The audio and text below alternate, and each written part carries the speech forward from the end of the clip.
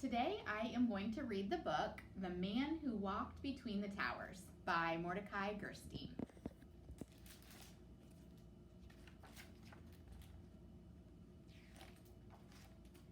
Once there were two towers side by side. They were each a quarter of a mile high, 1,340 feet, the tallest buildings in New York City. A young man saw them rise into the sky. He was a street performer. He rode a unicycle. He juggled balls and fiery torches. But most of all, he loved to walk and dance on a rope he tied between two trees.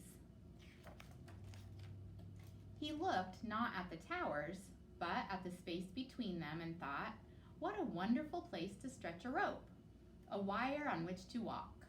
Once the idea came to him, he knew he had to do it. If he saw 3 balls, he had to juggle. If he saw 2 towers, he had to walk. That's just how he was. Hadn't he danced on a wire between the steeples of Notre Dame Cathedral above his amazed home city, Paris? Why not here, between these towers? Of course, he knew that, as in Paris, the police and the owners of the towers would never allow it. You must be crazy, they would say. You'll fall for sure. And so Philippe, that was the young man's name, began a plan to do it secretly. The buildings are not quite finished, he thought. Maybe if I dressed as a construction worker. Early on an August evening, he and a friend entered the South Tower.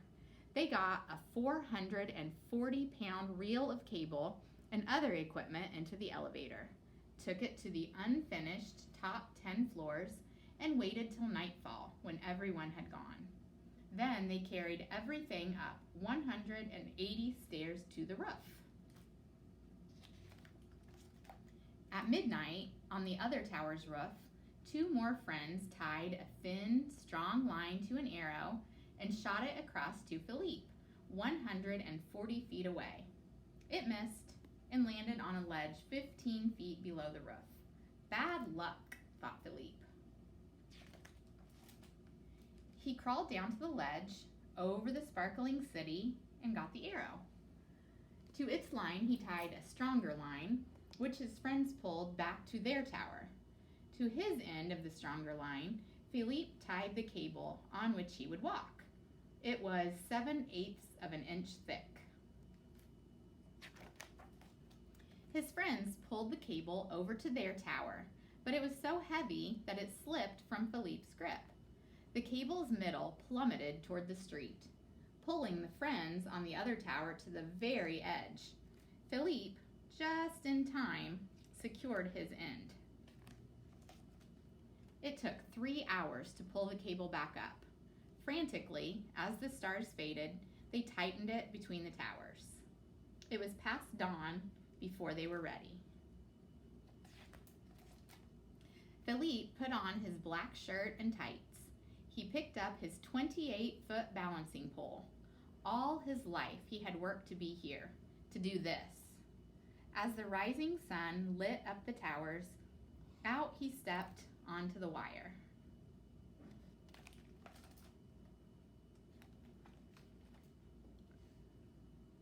Out to the very middle he walked, as if he were walking on the air itself. Many winds whirled up from between the towers, and he swayed with them. He could feel the towers breathing. He was not afraid.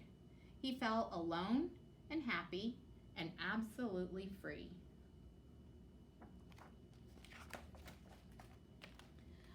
A woman coming from the subway might have been the first to see him. Look, someone walking on a wire between the towers. Everyone stopped and looked up. They gasped and stared. It was astonishing. It was terrifying and beautiful. A quarter of a mile up in the sky, someone was dancing. Police saw it too.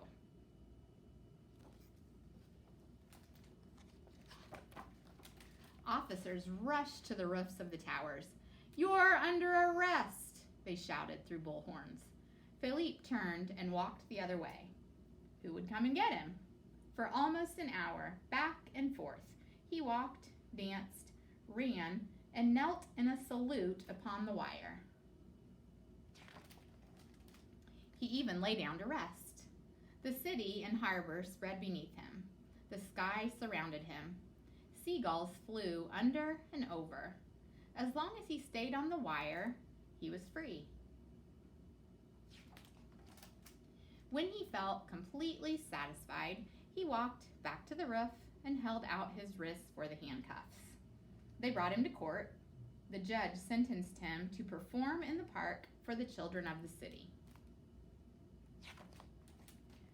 This he did happily, though during his performance some boys playing on his wire jerked it and Philippe fell, but caught himself.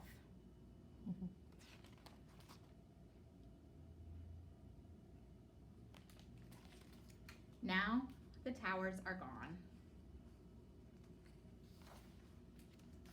But in memory, as if imprinted on the sky, the towers are still there. As part of that memory is the joyful morning, August 7th, 1974, when Philippe Petit walked between them in the air.